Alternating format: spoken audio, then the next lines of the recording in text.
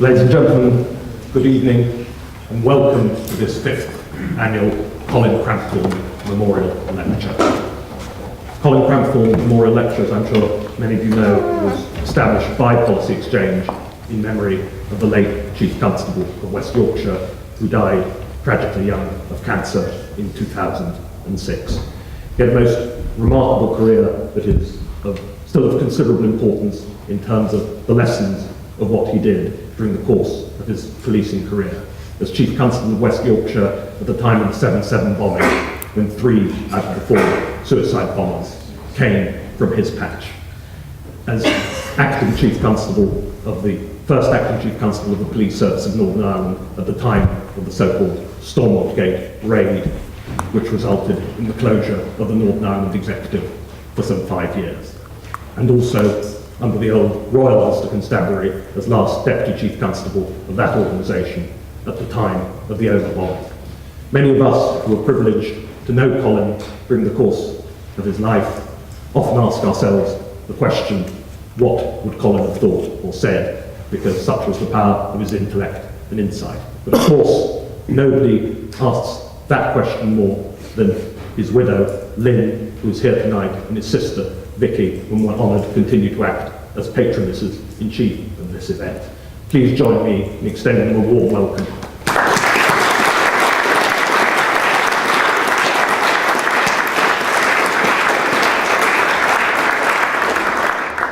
Many of the themes of Colin's career are of intense relevance still today, and in particular to the career and work of our guest of honour tonight.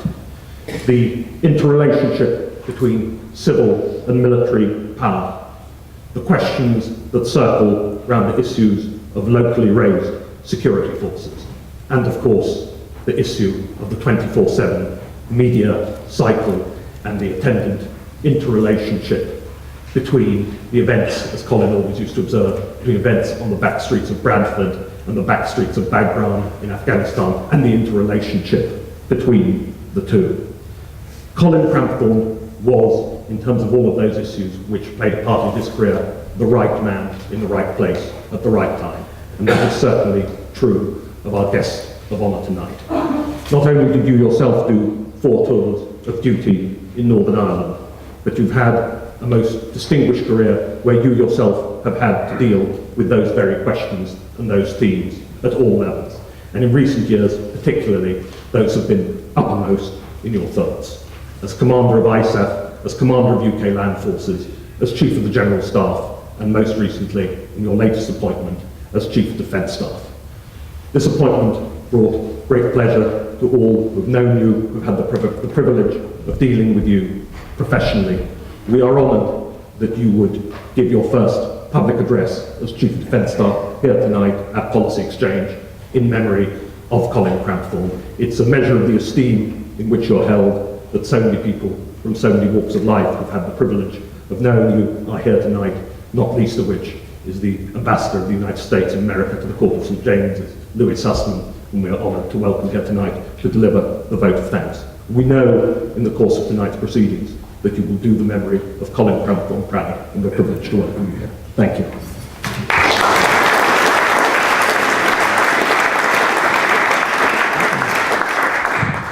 Well, Ambassador, ladies and gentlemen, it's a great privilege to be here delivering the 5th of the Cramphorn Lectures, and it's a particular pleasure to meet both of you a minute ago.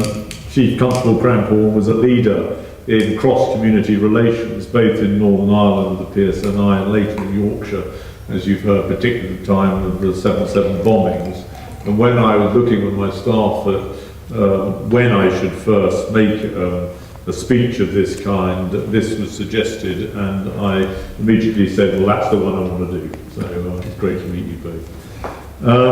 I have to say, it wasn't talking of my staff. They failed me miserably because I had no idea who would be here tonight. And now looking up and seeing a lot of you, particularly those from the media, not certain I would have said yes quite so readily.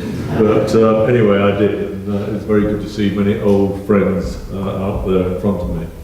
Having had Peter Clark in Blair, Charles Farr and Dave Petraeus appear here before me, I am honoured to be following such distinguished company, and the words sort of "no pressure" then spring to mind. I mean, over the past month or so, I've been getting to grips with my new appointment as Chief of the Defence Staff, and I have to say, whilst I don't have much time to ponder it too much, I am genuinely still somewhat baffled as to how I've ended up in this position. The 18-year-old boy who joined through Commando Brigade, would you believe it, 39 years ago, to follow his brother, would not recognise the rather more careworn man who stands before you, nor would my friends have felt that it was a sensible aspiration to believe that I might one day be Chief of Defence Staff. All I can tell you is I share that view too. Anyway, moving on. The job undoubtedly will not be simple, but it will be made easier by the fact that I know I will be supported by some of the most capable, dedicated and selfless soldiers, sailors, airmen and marines that this country has ever produced, and by the civilians in the MOD who have again and again demonstrated their skills and commitment. I'm not going to dwell on people in this talk other than to say that if we fail to attract and retain the very high quality people that historically join the British Armed Forces, our prospects for the future will diminish markedly. They lie at the very heart of military capability. And I'm not certain the consequences of failing in this are always fully appreciated. People tend to focus a bit more on kit, on metal, than they do on the people that man them. And it's something we need to think through a bit more carefully than perhaps we do. Over the next decade, we'll certainly need every ounce of their dedication, because the issues that we in defence as a whole have to address are diverse and very challenging. As was the case with every one of my predecessors, I recognise that the outcome of our efforts must meet the very real challenges confronting us. It is vital for the future security of our nation. And I speak at a time when all three services are very heavily committed to operations. In Afghanistan, off the Horn of Africa, in the Gulf and in the Falkland Islands, to name a few prominent examples, the Navy, Army and Air Force are together ensuring the UK's interests are defended. They and the civilians who work alongside them across the Ministry of Defence, and indeed on operations themselves, have rarely been pushed so hard. Current commitments demand our endurance and test our resolve. But I have no doubt that with the support of the people of this country, support not only for who we are but for what we do, the armed forces will meet every challenge thrown at us. I'm confident they will not let you down. I wanted to talk to you this evening really about three things. First, the National Security Strategy, which is the guiding document for our analysis. It set the strategic context for and then shaped the Strategic Defence and Security Review, as it will the follow-on work. It is, in military speak, our commander's intent. Secondly, the review itself, the options we had, the choices we made, and the military judgments that lay behind them. As with any outcome that is properly strategic in its approach, our military judgments are matched to the resource it's deemed the country can afford. This has required difficult decisions that have had to take into account a reasoned balance of acceptable risks. And third is Afghanistan, the last in this list, but the absolute priority of the National Security Council and the armed forces. The Defence Secretary reiterated in Parliament this month that it is our main effort. And as I've said in the past, our actions in Afghanistan are vital for the short and long-term national security of our country. The consequences of the choices made there will reverberate for many years to come on international security and stability, but also on the ability of Britain to exert influence worldwide. When the government announced it was calling a Strategic Defence and Security Review, it expanded the remit of traditional defence reviews, linking wider security to defence, and preceding it with a proper strategic outlook has pulled together themes that have too often and detrimentally been considered separately. Based on the National Security Strategy, the SDSR has set us on the path to reform the nation's defence. It's embedded, importantly, the experience of a decade on operations into a plan for the future. To understand this, you must see the SDSR not as an end state, but as part of a process. It's not the final word, but a stage in the evolving role of our armed forces. It's a waypoint to guide the first stage of transformation. As part of this, the SDSR recognises the change in a generation of servicemen and women. Officers who were company commanders in Northern Ireland at the time of the last Defence Review in 1998 are now generals with many tours of Iraq and Afghanistan under their belt. Airmen who joined for adventure are now flight sergeants with hours of combat missions and experience of leadership in the most trying conditions. Since that last review in 1998, the UK Armed Forces have undertaken over 100 operations and paid a heavy price. More than 560 of our comrades in arms have been killed. These operations have seen new equipment, new people, and new doctrine all play their part in the changing character of conflict and have moulded the forces that we now seek to transform. And they challenge the way we do things. As the historian Corelli Barnett put it, war is the auditor of institutions. The effectiveness of the system of urgent operational requirements for procurement is, for instance, but one good thing that we need to embed in our wider process. As our experience has grown, so our understanding of modern conflict has grown. For the military in particular, these changes have been marked by coming together of types of conflict. Wars today have begun to look increasingly similar, whether they're fought by states or non-state actors, by armies, militias, or rebel groups.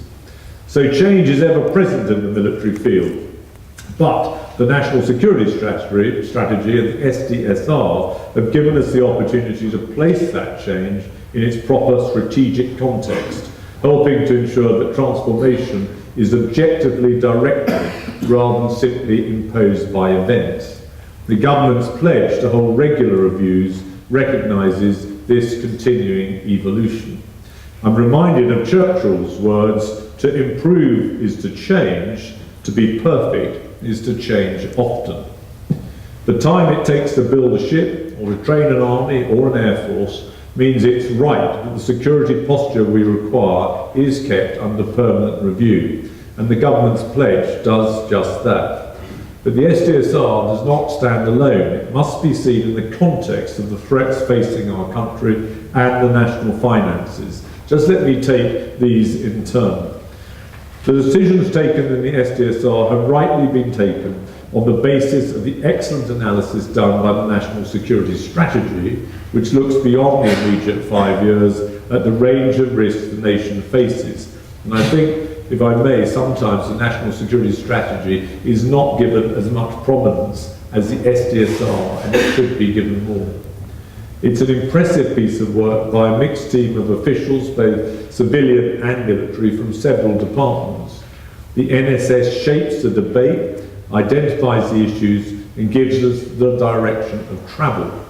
As the Prime Minister said in Parliament, the Defence Review flows from strategic thinking about Britain's place in the world, about the threats we face, and about how we can bring all of the government together to try to deal with that.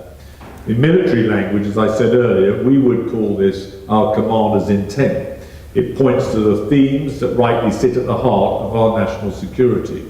Not just Afghanistan or the threat of nuclear proliferation, but also less recognised issues. Advances in biological science, climate change, and social and demographic change are taken into account. I'm reminded of last week's report to the US Congress that for a time, some 15% of the world's internet traffic was diverted through Chinese servers.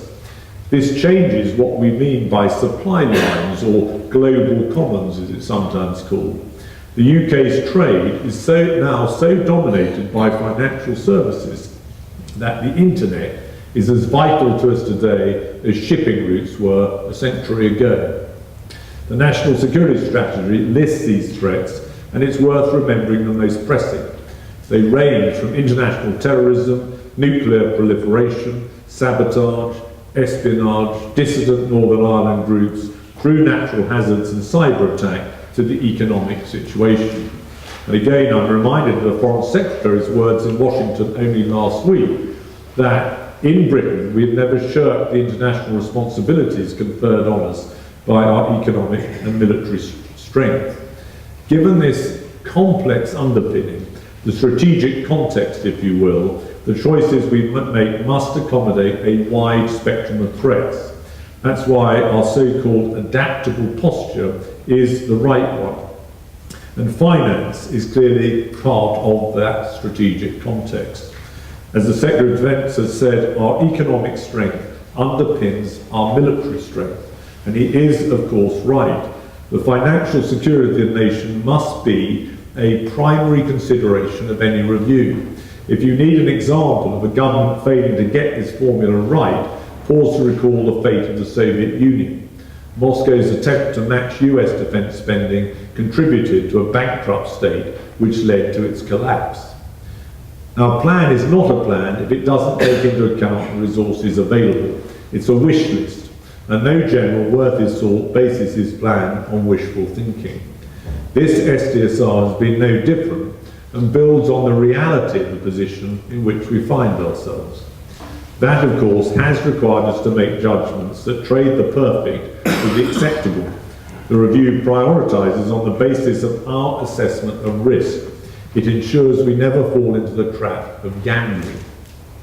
We have done so under strategic direction that recognises the changing character of conflict and the threats we face now and into the future. It charts a path of longer-term transformation. What was absolutely necessary to have in one's armoury even 10 years ago may well not be so vital in the future.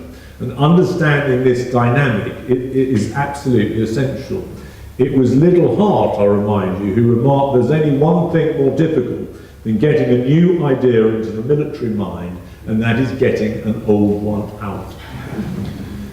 Now, difficult decisions are a fundamental element of command, and I've taken a few. So in that context, I want to address two of the decisions we took that attracted some comment. Firstly, the decision to continue with the purchase of the carriers, and secondly, the decision to decommission the Harrier fleet and retain the Tornadoes. The case for carriers was not supported by everyone. Some argued that they were no longer necessary, but the range of modern jets extended by a fleet of tanker aircraft and our basing agreements meant that they are part of yesterday's arsenal. Well, I don't agree.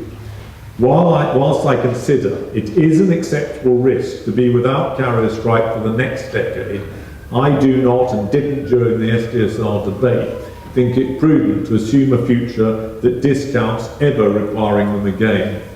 But it is worth being clear. The gap in carrier-based aircraft does not diminish our ability to defend the Falkland Islands.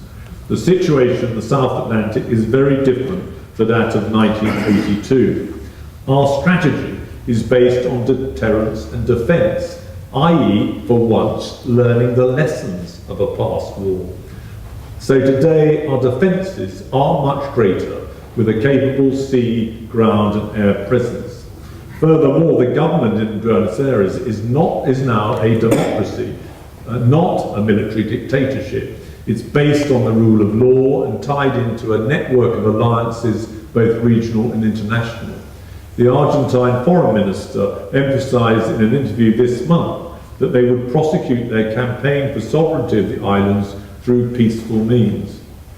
Now, once all this was understood and agreed, and given that our finances required us to remove a complete fast jet type, the issue of whether Harrier or Tornado could be based on current and anticipated operational need.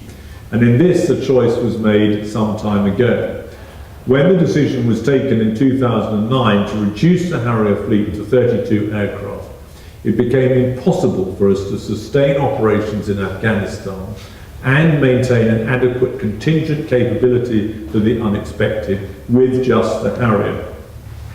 Of course, the world will not stand still. The short delay to the first carrier, to allow it to be fitted with cats and traps, as it's known in the trade, means that when it comes into service in 2019, it will be equipped with the hugely capable carrier variant of the Joint Strike Fighter. That will mean we'll have greater flexibility over their 50 years lifespan and will ensure we're prepared for a less predictable future. For other types of equipment, similar decisions have had to be taken. Numbers of tanks and artillery will be cut, numbers of people reduced, and some ships paid off. To be clear, that does not mean that equipment that was once the backbone of our Navy, Army and Air Force is now useless. It is all a question of scale and context. And because we prioritise against identified risks, but not forgone any major capability, we retain the flexibility to evolve and grow back in the future that which a changing strategic environment suggests wise. We must not structure so much for hybrid warfare that an enemy's asymmetric advantage could become its possession of conventional weapons. I do not think this is a major risk, but it is one to monitor. And anyway, we need to retain such equipment for today's threats. Fighter aircraft are used to protect the skies over Britain. Tanks have been deployed in counterinsurgency operations, not just by the UK and Iraq, but by ISAF in Afghanistan and by the Pakistanis in considerable numbers and most successfully in the Fatah. The Americans, as some of you will have picked up, are deploying tanks to Helmand now. Reflecting a different but very real threat, the SDSR also mandates the formation of a UK Defence Cyber Operations Group. The detailed structure of the group is yet to be determined, but it will be a fundamental part of our strategic operations and will be able to plug into other security organisations outside defence. Some of you will also have heard me talk about the importance in this fast-moving digital age of information as a part of conflict. In some respects, it's a weapon in its own right, and reflecting this in our organisation, training and tactics is our next task.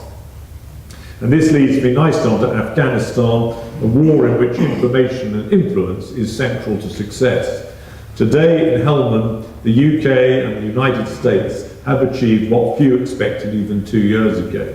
Governor Mangle of Helmand, with whom I met only a few weeks ago, told me how he now drove everywhere and expected his staff to do the same.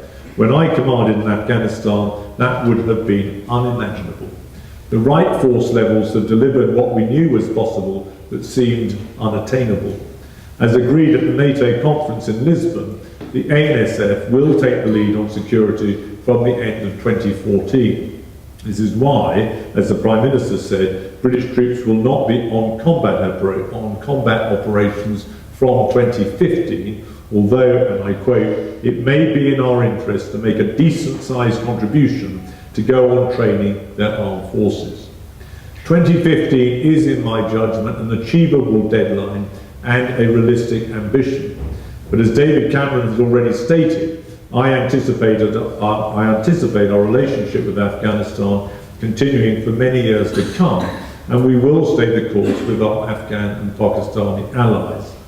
For the UK to leave without an enduring relationship with the Afghan people would be a mistake. But let me be clear what I mean by that. With India and Pakistan, nations with whom we have a history longer and in some ways more fraught than with Kabul, we now have enduring partnerships as equals. Diplomatic, development and defence agreements underpin our relations, and we look forward to deepening them over the years. Afghanistan will, I'm confident, contribute to the network of partners and allies that the UK has developed over the centuries. Now, prioritising these, as well as our interactions with the rest of the world more generally, will be part of our development of grand strategy, work in which I look forward to supporting the government and the National Security Council in particular. Getting it right will transform the Ministry of Defence and enable us properly to fulfil our mandated role as the UK's strategic military headquarters in support of government policy. But that's something I'll address on another occasion. I'd like to summarise briefly what I've said. The National Security Strategy has provided us with the strategic context for subsequent decisions. It is our commander's intent from which we can derive a national grand strategy that links ends, ways and means in the traditional, but for a while now somewhat neglected manner. The Strategic Defence and Security Review is the first part of this rolling process. It takes into account the financial and global situation in which we find ourselves and makes calculated judgments that balance risk against resource. We cannot prepare for everything. We cannot be instantly ready for every eventuality.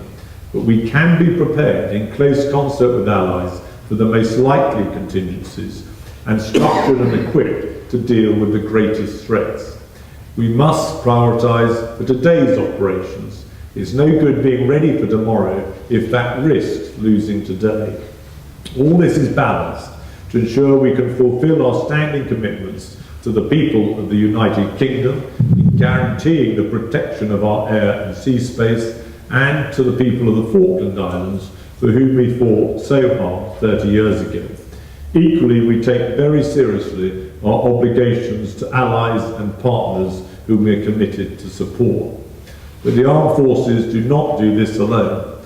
As one of my successors as Commander ISAF, General McChrystal, put it, it is an axiom in the army that soldiers write the cheques, but families pay the bills.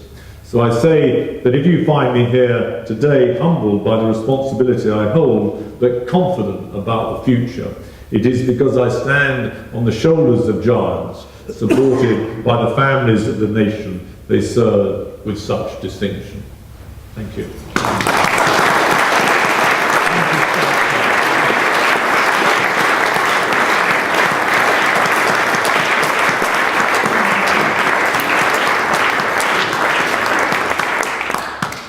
General Richards has very kindly agreed to answer questions, so if I could see the first question. No question too outrageous is the House rule, just you have to state your name and organisation. Gentleman there.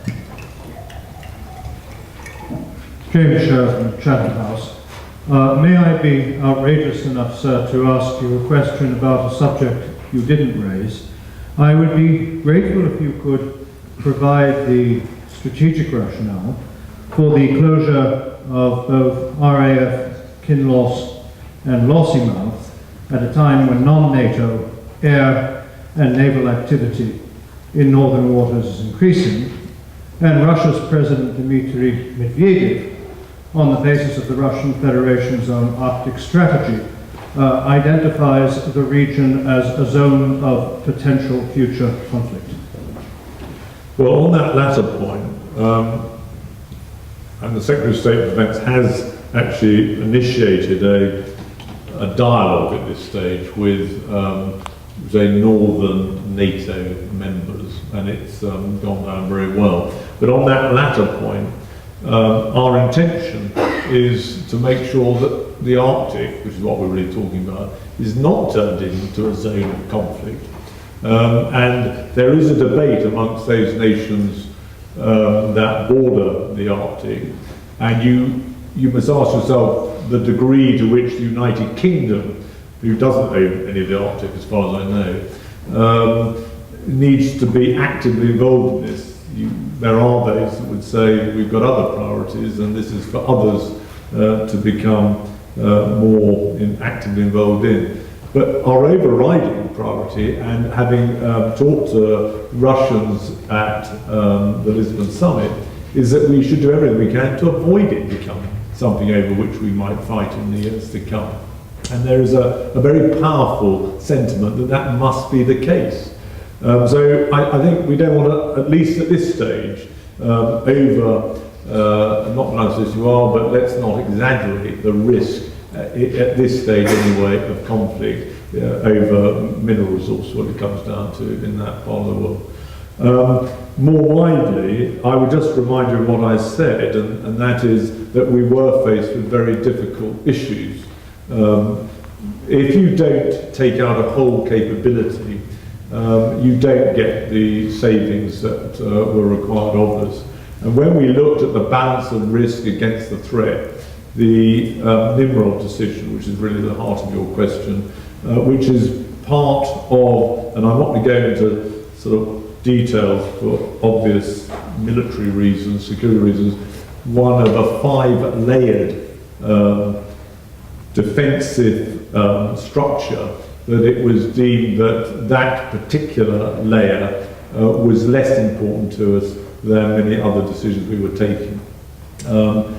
Lastly, cognizant of the validity of your point, we are looking actively now with allies at how, in an environment in which everyone is finding life difficult financially in terms of determining what capability they keep and they don't keep, is this an area that another nation might pick up in some sort of way for us and with us. So we are very alert to the thrust of what you're saying. It's not going to bring back or change our minds on that particular decision, but we now need to work actively with people, other people, allies, to see how we can mitigate the lingering risk, which you're quite right to raise. Gentleman there, thirdly, name and organisation. Philip Stevens from the Financial Times. I wonder whether I could ask you something about the relationship between the armed forces and the nation, as it were. If you go back a few years, I think it's fair to say that a lot of people thought the armed forces were underappreciated, and to a degree, very unfairly, the troops in Iraq got some of the sort of collateral damage from the political controversy over that particular war.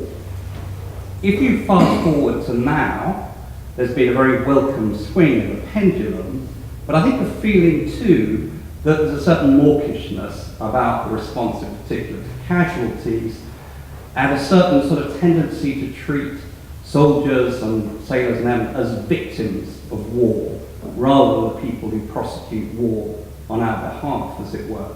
And I wonder what your own view is of the balance of public sentiment is at the moment. Well, it's a fascinating issue, and I think Rob Fry, who's an old pal of mine, who wrote something in a competitor paper of yours on this issue, raised a very interesting debate, which you're picking up on. I think it's interesting that these things ebb and flow depending on what the armed forces are doing at any one time. But right now, when they do the surveys of the way the public view different groups in society, traditionally doctors were held most highly, and we've always been pretty high. At the moment, we're higher than any other group, and I'd say this is very similar to what's the situation in America too. But I do remember when it wasn't the case, as you were hinting. Although it was very high early on in Northern Ireland too, I remember. I think there's a real national debate that needs to take place on this, and I absolutely understand why Rob Fry wrote that letter. It's a very sensitive one, because we absolutely want and are terribly grateful for the support for our soldiers. I would like to see more focus on what they've achieved in, sadly, sometimes their all too brief lives, i.e. celebrate their role in defending people in Afghanistan or wherever it might be. I mean, I think generally the armed forces tend to be associated with sort of death and destruction. I've never viewed it that way, funnily enough. It's a part of our job.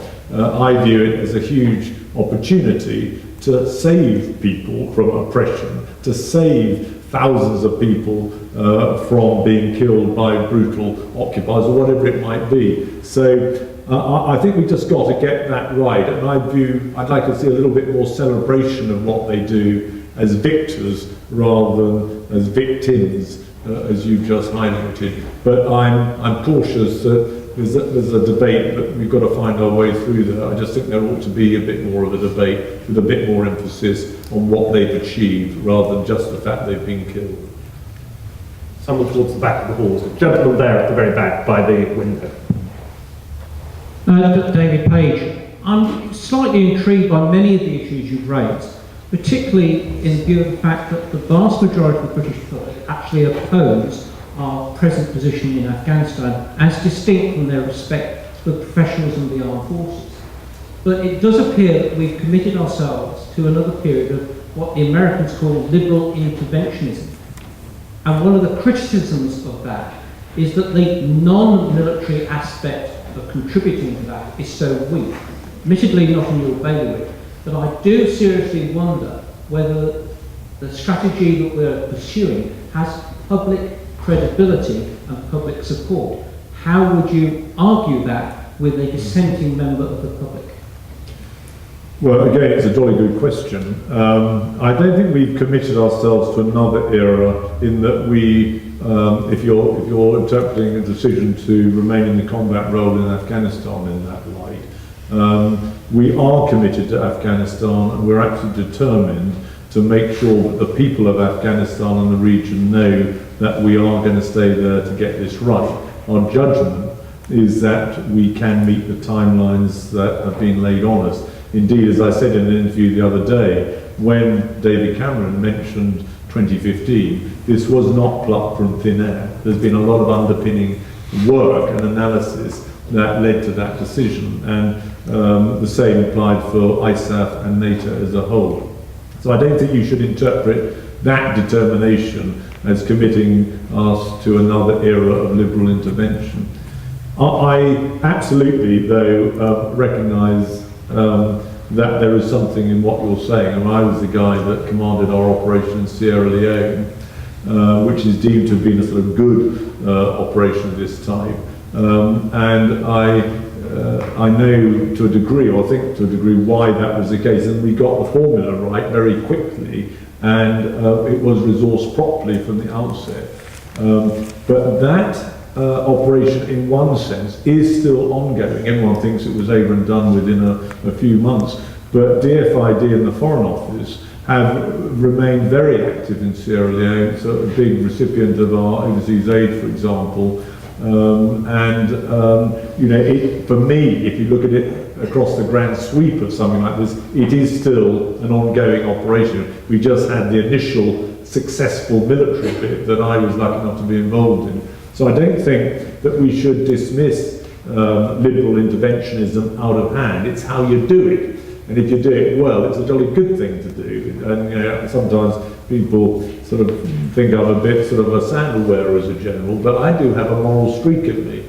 And I often wonder whether the very people that say, for example, in Afghanistan, why don't we just get out, aren't going to be exactly the same people that heavily criticise us for the inevitability of women and children not being educated, not having rights, and all those sort of things, which would be the outcome. So, to a degree, our critics want their cake and eat it, in my humble opinion, and we've got to make sure that we engage in dialogue with them and understand really what they're on about. If Rwanda, you know, was to rear its head again, not in Rwanda, but in some other country in Africa, are we all going to sit here and watch them go down the tube, another 1 million people murdered? I doubt it, at least I hope not. So I think we've got to go into something that we know what the aim is. We then learn our lessons, rather like I've suggested on the back of the Falklands experience. We are not going to repeat the errors of 1981-82 and send the wrong signals and not have the kit and not have the aircraft, all those sort of things that made it such a tempting target for General Galtieri. And can we learn the lessons out of what we've done in Afghanistan and Iraq? I think we've got a huge body of lessons. The trick will be, lastly, not wishing to go on too long, can we ensure that, as we in the military say, and we saw happen in Sierra Leone, that one should clout, don't dribble. It's a very good phrase that the military here will recognise, and we didn't get that right in Afghanistan early on. and that is one reason a vacuum was created, and back came the Taliban. And can we, as you rightly said, get the non-military dimension of these operations right? Well, in the National Security Strategy, it's outlined how we should do that. I would like to see more emphasis still on it, because it's a combination of military, perhaps in the early stages, that hand over seamlessly and quickly and efficiently to non-military actors who then take it forward. All that, I would agree with you, is an area we haven't yet got quite right, but we've got a lot of people on the case. At the back, gentleman there towards the back, yeah.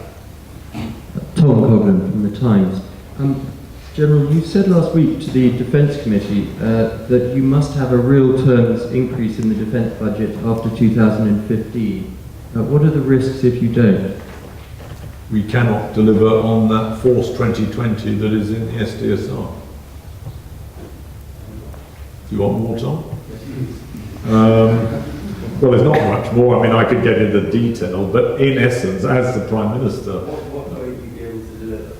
Well, of course, we will have to see how we have to cut our cloth, but the funding for Force 2020, Force 2020 is dependent on a real terms uplift in defence expenditure, which is why I've, in all honesty, made it clear at the House of Commons Defence Committee hearing, and why the Prime Minister put it into his speech in Parliament when he announced the SDSR.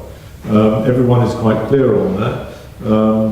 It could be that the 2% GDP figure is sufficient, and if you look at Treasury projections of economic growth in that period, which are impressive, then 2% of GDP, which is the NATO mandated agreed figure, means that we will most certainly be able to meet the Force 2020 structure in the SDSR. Of course, if economic growth didn't turn out like that, then 2% of GDP may not be sufficient, but on the Treasury's own figures, 2% would be fine. In practice, if it was even bigger growth than that, we wouldn't necessarily have to stay at 2% GDP, although that would be great if we could. So it's a long answer to your question, which is why I try to keep it short. What we wouldn't be able to do would have to depend on how we see the land lies. But it's not a debate for today. Everyone is clear on it, and by about 2012, we will need clarity on it. Gentleman there in the middle by the camera, on the right side. Neil Patterson from Sky News. Much of the focus of the weekend summit in Lisbon was on when combat operations would end, when security responsibility would be shifted over to the Afghan government.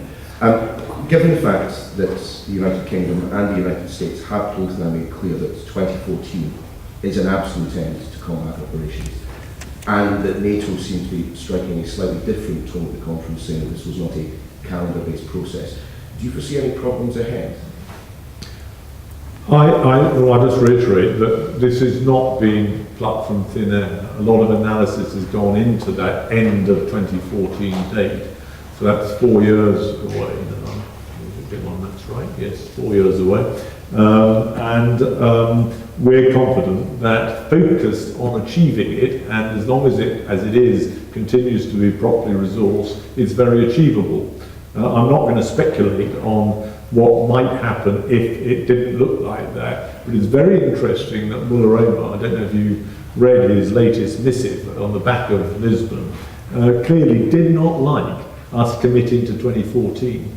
There was a concern that we would be talking much more about withdrawal in 2011, all that sort of thing, which is what they would undoubtedly like to have heard. But 4 years, given the punishment that they are receiving at the moment, and the very steady growth in the ANSF, the Afghan National Security Forces, is not something they obviously are very happy about. And they're trying to rally the troops through this latest exhortation. So I think, as Dave Petraeus has said on more than one occasion, that we can be cautiously optimistic about hitting that timeline, and the virtue of focusing people like my attention on it is we now must resource and develop tactics and plans that deliver on it. Gentleman in the middle there. Yeah. Name and organisation, please. General Keith Skenton, could you say something about the political and economic effect of bringing troops back from Germany, in that although there are going to be some reductions, the savings might be overtaken by the cost of infrastructure in this country for such heavy brigades? Well, if I may, just quickly on your last point, of course, we're changing the brigade structure, so they will no longer be so heavy, in that the brigades in Germany are what we call the armoured brigades. They are heavy, lots of tanks, heavy artillery. Future brigades in the British Army will all be what's known as multi-role brigades, which are much more agile and flexible, and there's less heavy kit in them. But actually the kit isn't really the issue, and I know you understand that. The real issue is, can our soldiers and their families come back and expect the sort of lifestyle that they deserve? And we are still working through that. The 2015, half of them out by 2015 I think, and the 2020 deadline by which they're all out is theoretically doable. But the detailed work as to where they will go and is it relevant to their role, because you could simply do a one-for-one swap, but that may make no sense at all, literally, because they need that particular group, whoever it might be, of battle group battalion, may be required to be near Salisbury Plain, because that's where they need to train. So all those things are now being worked through. It's a good issue to raise, but it's a little premature to tell you that, in fact I can tell you it's not going to happen, but we are having difficulties in finessing it all. But the guy who is in charge of it came to brief me on it today actually, and he's reassured me that we can at least theoretically hit those timelines, and that's what we're still working on. Gentleman there. Gavin McNichol, Eden Intelligence and Cyber Technologies. 3 weeks after the publicly available news of Stuxnet worm, criminal versions of the worm were available for trade amongst organised criminals. What proliferation, or rather counter-proliferation concerns have you, avoiding the obvious bear pit here? Do you have about Stuxnet-like tools from within your capabilities as they develop? Let's have a show of hands if he expects me to answer that. I'm not going to get into the detail at all, but I'm glad people like you exist. All I can tell you is that it is very genuinely a huge priority for us. Along with like-minded nations in NATO, for example, we are more actively expanding our understanding and weaponry, very crudely, in this area than in any other area.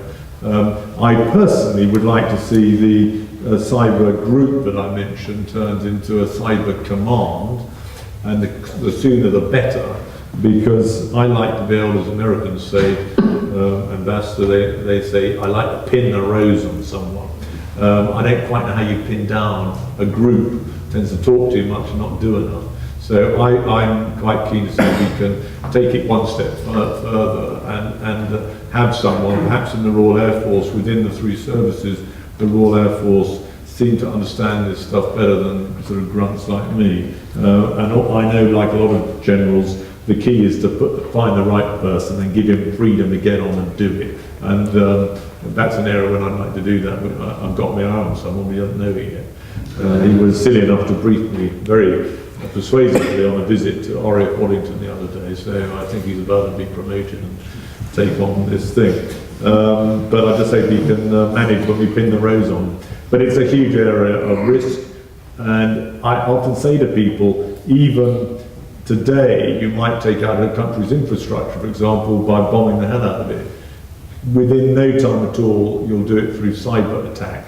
and we haven't culturally, you know, I bang them about the shift in the character of warfare, and if anything demonstrates and brings that home, it's this very issue, and we are behind the power curve. We've got some great people in GCHQ who are all over it, but now we in defence need to bring it into our culture. Couple more questions? Gentleman there on the side, just there on the second row. Name and organisation, please. My name is Robert Pearl, and I don't come from any particular organisation other than being someone who's interested in these matters. Could I ask you specifically, in relation to the last question, to what extent has ingenuity, innovation, efficiency played a role in, over the last 10 years, in the impact that a given amount of expenditure can have within the context of military thinking? More specifically, in real terms, to what extent has a given set of resources, can a given set of resources today make a bigger impact, pack a bigger punch than it did, let's say, 10 years ago? Well, in one sense, definitely it can, in that no one fighter, like the Joint Strike Fighter, can do things that would have taken 100 to do. You know, in the Second World War. The same with, you could say that a brigade today is at least equivalent to a whole division in the Western Desert in 1942. So in that sense, in terms of firepower, its reach, its ability to act in an agile way, and all those sort of things, we're in a different league. Our trick, as I overquote the little heart thing, is not to think that we can stand still, and the question on cyber is a classic example. But soldiers have always been outstanding at innovation. Kit has never, as issue, been quite right for what we might want to use it for. That said, in the case of Afghanistan at the moment, I'm going there very shortly. I know, unless things have changed, and I don't anticipate it, that I will not get a single complaint about our kit. And that's certainly, in 39 years I've been in the army, is unheralded. Even the boots are okay now, which is ridiculous that we should be so well equipped. That's a joke, by the way.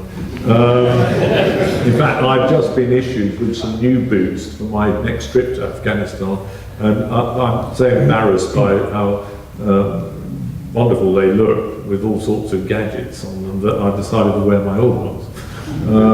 But I think soldiers have always been very, very good at innovation, and they do inevitably, rightly, when something for which this bit of kit, whatever it might be, capability is designed, isn't exactly how they then decide they need to use it. There's a lot of work that goes into doing it, say, on the ground in somewhere like Helmand. Add-ons, things are put onto it that weren't designed for all that. So you've got to watch it, because you suddenly end up with a complete sort of ragbag of stuff, which, and so every vehicle is different and all that sort of thing. There's a discipline you've got to attach to it.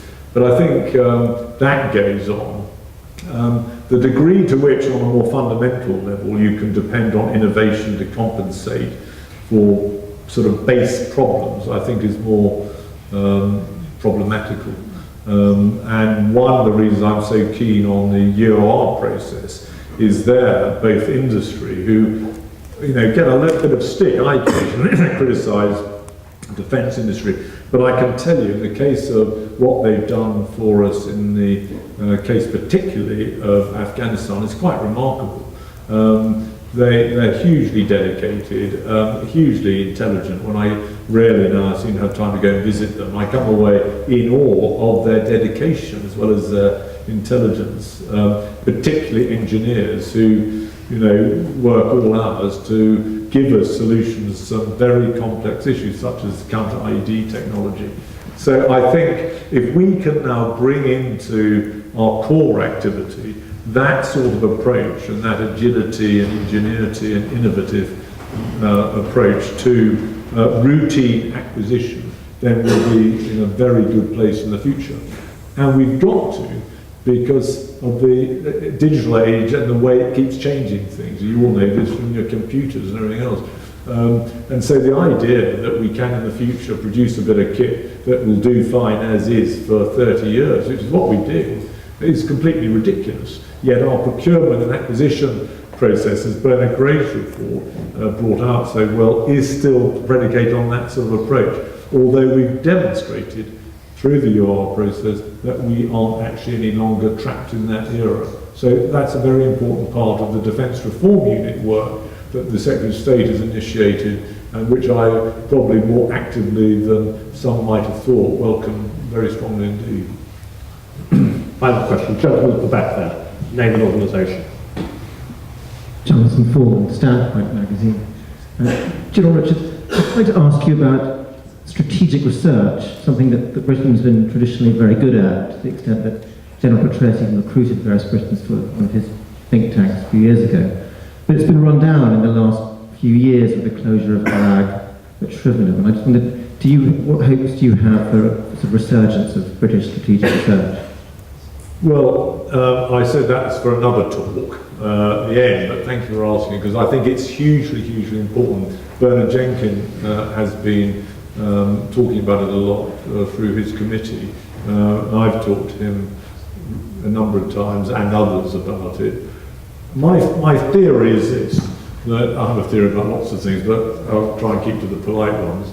But one in this case is as follows. In the Cold War, we had a grand strategy. It was wrapped around the defeat, or at very least containment and deterrence of the Soviet Union. Between 1990 and today, we haven't really had a clear grand strategy, and we need to devise one. I don't think that the loss of organisations like ARRC, as much as I personally was involved the first time they had to try to get rid of it, I sort of red carded it. But they're a very important part of it. But there's a more fundamental problem, which is that people haven't even understood what grand strategy means. And for example, the word strategy in many people's minds is about corporate strategy, not about grand strategy. And even within the MOD, there's a debate about, is strategy corporate strategy, business strategy, or is it grand strategy?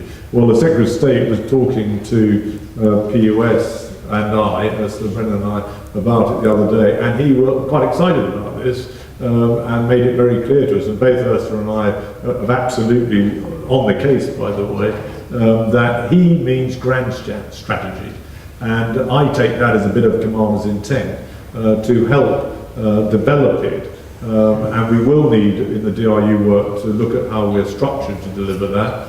I've talked to Sir Peter Ricketts, who's our National Security Advisor, how we can, on behalf of the NSC and with the NSC, utilise military mechanisms and processes which other departments in the government tend not quite rightly and understandably to possess, to help them develop a grand strategy for this country, looking out as far as 20, 30 years, and will undoubtedly veer and haul through whatever it is that comes out of that. But at least we've got a direction of travel, and over time we can adjust resources to meet it. As new threats emerge, we can accommodate them, but we know, if you like, who our friends are, who we're worried about, and how we should influence the outcome, and how we might have to prepare for the worst if that came out of the analysis.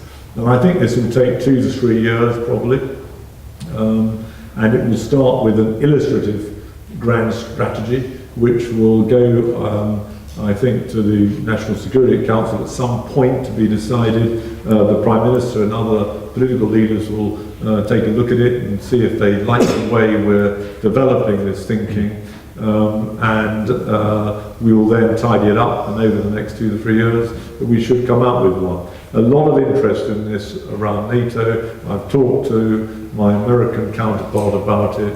Some countries are ahead of us, some haven't even thought about it either. We're better than some might say, but we need to tidy it up pretty rigorously so that we have that clear, as much as it can be, guiding intent, as German generals would say, which is the basis for all other activity. If you've got that guiding intent, then you can find a route through the many travels that lie ahead, undoubtedly. Thank you. I think that's the last question, and so I'm sorry to have disappointed anybody in the process, but it only remains for me now to call upon American Ambassador Court St James's Lou Sussman to deliver the vote of thanks. And we have the first CDS on our platform. We now have our first American Ambassador on our platform. You're very welcome. Thank you.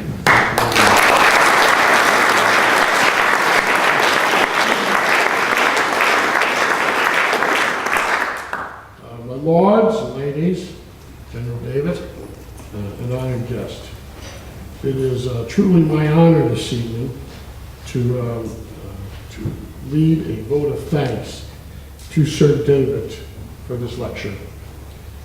His analysis of the challenges ahead were astute and well-informed.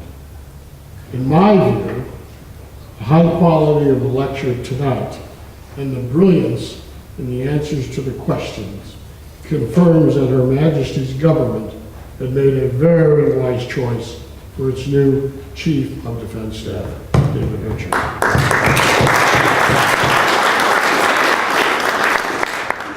When I first arrived at my embassy as ambassador in August of 2009, I was very fortunate to have the opportunity to meet Sir David in his capacity as Commander-in-Chief of the UK Land Forces.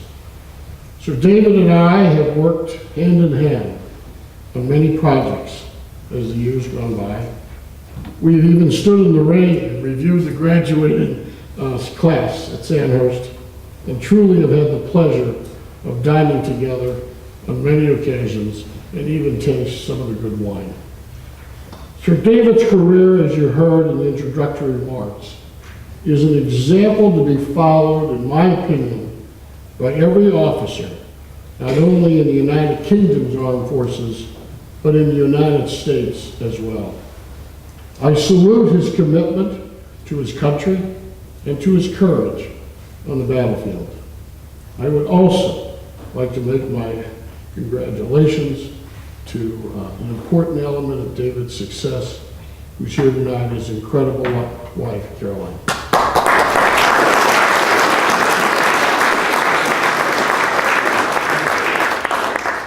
In conclusion of this part of my little thanks, Sir David, it is an honor to be your friend. Over the last few months, there have been several decision points over the military roles of Great Britain and the United States in the 21st century and beyond. That relationship, as everyone in this room knows, is founded in part on robust cooperation on defense and security issues. My country watched with great interest the choices that Prime Minister Cameron made in the Strategic Defense and Security Review. The coalition government has emphasized that it has identified its preeminent defense and security relationship with the United States, as well as its membership in NATO, as essential to future security, and that the United Kingdom intends to remain our most capable and strategic partner. We are grateful for the United Kingdom's steadfast commitment to the military and civilian operations in Afghanistan and their decision to maintain a continuous at-sea nuclear deterrent. The United States of America treasures its relationship with the United Kingdom. As we work together to face so many challenges, it is the high caliber of leaders such as Sir David that gives my colleagues in the American government and military the confidence that we can and will prevail. Sir David, your dedication, wisdom, and talent for leadership are a credit to your family, your nation, and our alliance. On behalf of all those here, please accept this vote of thanks.